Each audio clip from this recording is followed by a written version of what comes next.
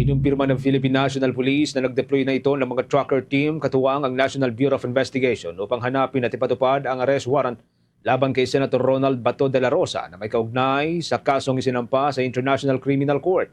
Ayon kay Philippine National Police Chief General Jose Melencionar Tates Jr., inatasan ng lahat ng units na tiyaking isasagawa ang operasyon ng may pagsunod sa police procedures, transparency at respeto sa karapatang pantao.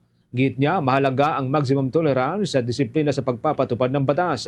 Nauna nang nagutos ang Department of Justice sa Philippine National Police at National Bureau of Investigation na ipatupad ang pag-aresto kay De La Rosa na dating hepe ng Pambansang Pulisya ng Pilipinas at pangunahing personalidad sa war on drugs ng nakaraan na administrasyon. Sinabi rin ng Pambansang Pulisya na isasagawa ang operasyon ng walang anumang political bias habang patuloy na binabantayan ang kaso na may kaugnayan sa mga crimes against humanity sa anti-drug campaign ng Administrasyong Duterte.